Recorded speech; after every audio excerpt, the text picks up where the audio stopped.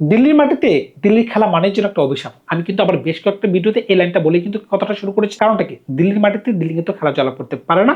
আজকে কিন্তু দিল্লির মাটিতে খেলা, কার সাথে খেলা? রাজস্থান রয়্যালসের সাথে খেলা।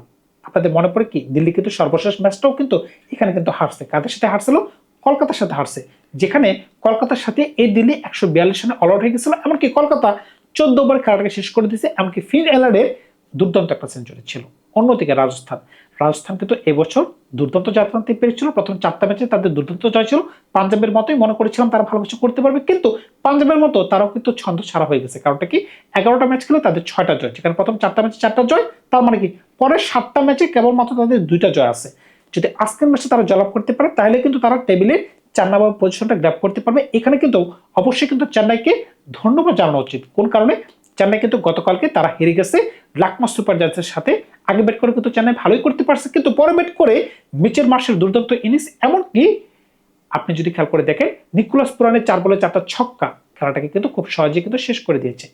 এখন যদি কাজের প্রসঙ্গে আসেন, আজকে কোন দল জয়লাভ করতে পারে?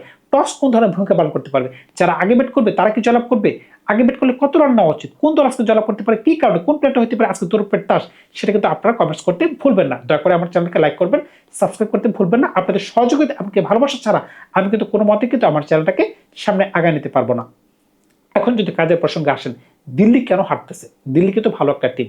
তাদের ব্যাটিং দেখেন, তাদের বোলিং দেখেন, খুবই সলিড। যেখানে মিচেল স্টার্ক, লুঙ্গি এঙ্গিডি কিন্তু এবছর দুর্দান্ত বোলিং করতে পারতেছেন। অক্ষত পাটেল, কুলদীপ যাদব, মুকেশ চৌধুরী, আকিব তন্নাবি, এই ধরনের বলার আছে। এরপরেও কিন্তু তারা ম্যাচ হারতেছে। কেন হারতেছে? উপর দিকে ব্যাটসম্যানরা ওই ধরনের ক্লিক করতে পারতেছে না। একটা সময় মনে হচ্ছিল পাতুম নিশাঙ্কা প্রত্যেক ম্যাচে ভালো খেলবেন, কিন্তু না, তিনি এক ম্যাচে ভালো খেলেন, 2 ম্যাচে খারাপ খেলেন। রাহুল এক ম্যাচে ভালো খেলেন, খেললে তো সেঞ্চুরি করে বসেন বা 70-80 করে বসেন, কিন্তু এরপরে ম্যাচে 1-2 ম্যাচে তিনি গায়েব হয়ে যাচ্ছেন। মিডল অর্ডারে আমি বুঝতে পারিনি কেন দিল্লি ডেভিড মিলারের মতো বিধ্বংসী ব্যাটসম্যানকে বসায় রাখে। আশুতোষ শর্মার মতো ব্যাটসম্যান দলে জায়গা পাচ্ছে না। পৃথ্বী শর্মার মতো ব্যাটসম্যান এখনো দলে একটা ম্যাচ খেলার সুযোগ পাচ্ছে না। তার মানে কি? দিল্লির মাঝখানে সমস্যা আছে। অন্যদিকে আপনি রাজস্থান দলের মাঝখানে দেখেন, রাজস্থান দল এত ভালো একটা টিম, এত ভালো একটা স্টার্ট আনতে পারছে, যেখানে জফরা আর্চার এমনও সময় গেছে যে তিনি প্রথম বলে উইকেট নিতে পারতেন। এবছর টুর্নামেন্টে তিনি সম্ভবত 2 থেকে 3 বার এমন কাজ করতে পারছেন যে তিনি প্রথম বলে উইকেট নিতে পারছেন। প্রথম ওভারে সম্ভবত তিনি 3 থেকে 4 বার উইকেট নিতে পারছেন। এরপরও কেন রাজস্থান স্ট্রাগল করতেছে? দলের মাঝখানে কম্বিনেশনটা ঠিকমতো হচ্ছে না।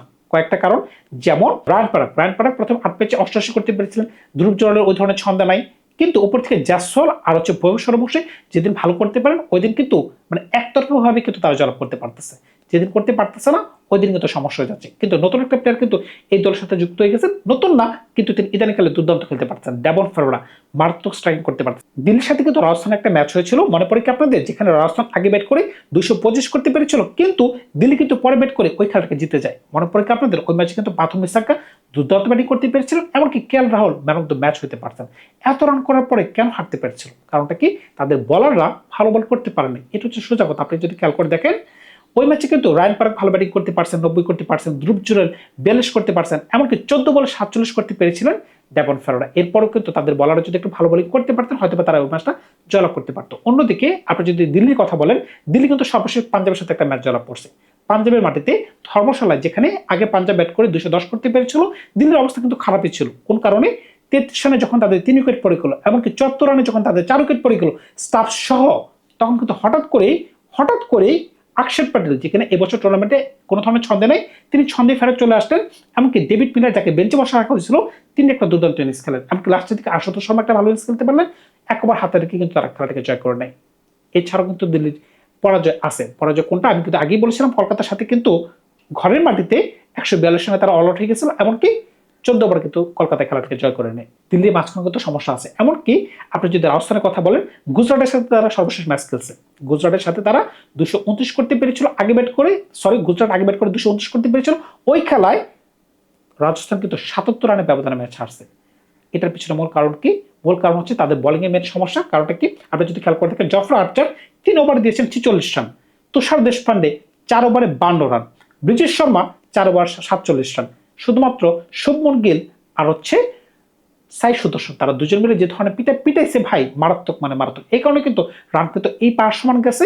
কিন্তু যদি তারা ভালো ব্যাটিং করতে পারতো, কারণ পিচটা তো ভালো ছিল, শুধুমাত্র জাসওয়াল আর হচ্ছে ভৈব সূর্যবংশীর প্রতি যদি আপনি প্রত্যেকদিন ভরসা করে বসে থাকেন, হ্যাঁ, ওই দিন কিন্তু ভৈব সূর্যবংশী ভালো একটা স্টার্ট দিতে পেরেছিল, কিন্তু 16 বলে 30 ঘরে যে কিন্তু তিনি আউট হয়ে যান। এই কারণে কিন্তু তারা কিন্তু খেলাটাকে সামনে থেকে আগে দিতে পারে। তাহলে আজকের ম্যাচে জয়ের জন্য রাজস্থানকে কি করা লাগতে পারে, কারণ কি রাজস্থানের জয় কিন্তু খুবই গুরুত্বপূর্ণ। যদি আজকের ম্যাচে তারা জয়লাভ করতে পারে, তারা কিন্তু টেবিলে 4 নম্বর পজিশনে চলে যেতে পারে।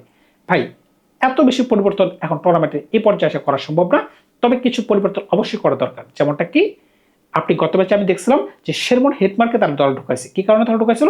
রায়ান পারাগ অ্যাজ ক্যাপ্টেন তিনি কিন্তু আনঅ্যাভেলেবল ছিলেন। যতদূর আমরা খবর পাচ্ছি যে রায়ান পারাগ আজকের ম্যাচটা খেলবেন, তার মানে কি আজকে তিনি দল থেকে ছিটকে পড়ে যাচ্ছেন। এমনকি আমরা এটাও দেখতে পাইছিলাম শুধুমাত্র জফরা আর্চার খেলেছিলেন, কিন্তু আজকের ম্যাচে যদি জফরা আর্চারের সাথে যদি রন্দ্রি বার্গারকেও খেলানো হয়, এটা কিন্তু একটা ভালো অপশন হতে পারে। কারণটা কি আপনার ব্যাটিং এবং বোলিং যদি শক্ত হয়, তখনই কেবলমাত্র আজকে আপনি ম্যাচটা জয়লাভ করতে পারবেন। কারণ কি দিল্লির মাটিতে রান কিন্তু ডিফেন্ড করা কিংবা বল করে ভালো কিছু করা সেটা কিন্তু খুব কঠিন ব্যাপার হয়ে যায়। আপনি আগে ব্যাটিং করেন আর পরে ব্যাটিং করেন। তবে দিল্লি মাটিতে খারাপই খেলে।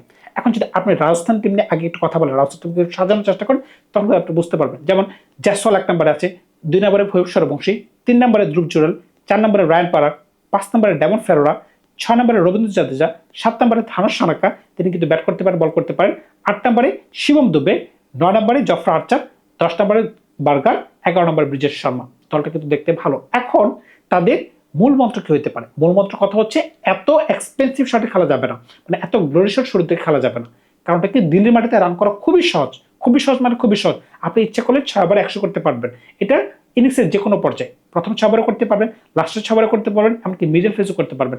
আমি জয়সওয়ালকে বলবো, ভৈব সূর্যবংশীকে বলবো, আপনার একটু ধৈর্য ধরে ব্যাটিং করেন, আপনাদের কাছে বল আসবে। কারণটা কি আপনারা যখনই মিচেল স্টার্ক লুঙ্গি ইঙ্গির একটা স্পেল যদি আপনারা কাটাই ফেলতে পারেন, তখন কিন্তু আপনাদের পাল্লা ভারী থাকবে। কারণটা কি এই মাঠে কিন্তু আমি আশাবাদী আজকে কুলদীপ যাদব খেলবে না। কারণটা কি কুলদীপ যাদব কিন্তু ভালো বোলিং করতে পারতেছে না।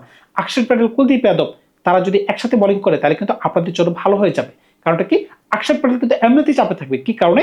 আপনাদের জয়সওয়াল আছে, আপনাদের ভৈব সূর্যবংশী আছে, এই ধরনের ব্যাটসম্যান যখন উপরের থেকে ব্যাটিং করবে, আর আপনারা যদি একটু লম্বা ব্যাটিং করতে পারেন, তাহলে কিন্তু তারা বিপদে পড়ে যাবে। এখন অন্যদিকে দিল্লি দলে কোন ধরনের পরিবর্তন দরকার? দিল্লি আমরা আজকের ম্যাচটা জয়লাভ করবো, আমরা এই মাটিতে অনেকগুলো ম্যাচ হারছি, আমরা দেখাই দিব আমরা এখন আর ম্যাচ হারবো না। কারণটা কি সর্বশেষ ম্যাচ কিন্তু দিল্লি জিতেছিল পাঞ্জাবের সাথে। এখন তারা যদি বলে যে না আমরা উইনিং মোমেন্টামে আসি, আমরা সেম ভাবে দলটাকে রাখবো, না সেটা সম্ভব না। কারণটা কি আমরা দেখছি 3 নম্বর পজিশনে শাহিন নামে একজন ব্যাটসম্যানকে খেলানো হয়েছিল, তিনি কিন্তু ভালো ছন্দে নাই। তার জায়গায় যদি নীতিশ রানাকে দলে ঢোকানো হয়, এমনকি উপরে যদি পৃথ্বী শোকে আজকে দলে ঢোকানো হয়, সেটা কিন্তু খারাপ হয় না। বা অভিষেক পুরো কিন্তু খারাপ খেলতেছে না, অভিষেক পুরোলের সাথে যাওয়া লাগতে পারে বা যাইতে পারে। তবে কুলদীপ যাদবের আজকে দলে কোনো জায়গা হবে না। কি কারণে? অক্ষর প্যাটেল, কুলদীপ যাদব একসাথে বলিং করতে পারতেছে না। দ্বিতীয় কথা হচ্ছে কুলদীপ যাদব ব্যাটিং করতে পারে না। এইটা কিন্তু একটা দলের মাঝখানে বড় সমস্যা। তবে অবশ্যই কিন্তু স্টাফস, ডেভিড মিলার, এই দুজন প্রিমিয়াম ব্যাটসম্যান কিন্তু দলের সাথে থাকবেন। নিচের দিকে বলার হিসেবে কিন্তু অবশ্যই কিন্তু আপনি মিচেল স্টার্ক, লুঙ্গি এঙ্গিটি এই দুজন প্রিমিয়াম বলার খেলবেন। তাহলে দলটা দেখতে কিরকম লাগতেছে?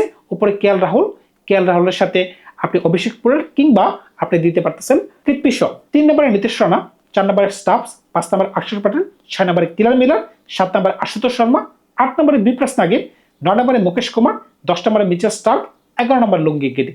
যদি আপনার ইম্প্যাক্ট সাবের প্রয়োজন হয়, তখন কিন্তু আপনি ইচ্ছা করলে সৌম্য রিজভিকে নিতে পারতেছেন, আপনি কুলদীপ যাদবকে খেলাতে পারতেছেন। যেহেতু বিপ্রাস নাগিবকে আপনি দলে নিয়েছেন, বিপ্রাস নাগিব কিন্তু বলও করতে পারেন, তিনি কিন্তু ব্যাটও করতে পারেন। এই এক কারণে কিন্তু আমি তাকে দলে নিয়েছি। কুলদীপ যাদবকে কিন্তু আমি দল থেকে ছেড়ে ফেলে দিছি। আর যদি আরো প্রিমিয়াম বলারের প্রয়োজন হয়, আপনি কিন্তু আকিব নাবিকে নিতে পারতেছেন। এখন কথা হচ্ছে টস কোন ধরনের ভূমিকা পালন করতে পারে? যারা টস জিতবে তারা কিন্তু অবশ্যই পরে ব্যাট করার চেষ্টা করবে, কারণ কি এই মাটিতে কিন্তু পরে ব্যাট করাটা একটু ইজি।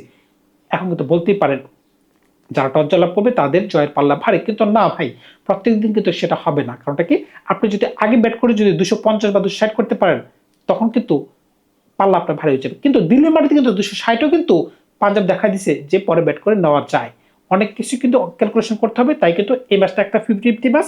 আপনি বলতে পারতেছেন না যে কে আজকে ম্যাচটা জয়লাভ করবে। তবে রাজস্থানের জন্য সুবর্ণ সুযোগ, তারা যেন এই ম্যাচটাকে গ্র্যাব করে নিয়ে আসে। তারা যদি কোনো কারণে পা পিছলে এই ম্যাচটা হেরে বসে যায়, তখন কিন্তু পাঞ্জাবের আশা বেড়ে যাবে, এমনকি তাদের আশা কমে যাবে, এমনকি তারা প্লেয়ার্স থেকে অনেকটাই দূরে সরে যাবে। ধন্যবাদ সবাইকে। ভালো থাকবে। আপনার নতুন কোনো গল্প নিয়ে খুব শীঘ্রই হাজির হবো আপনাদের সাথে। ভালো থাকবেন।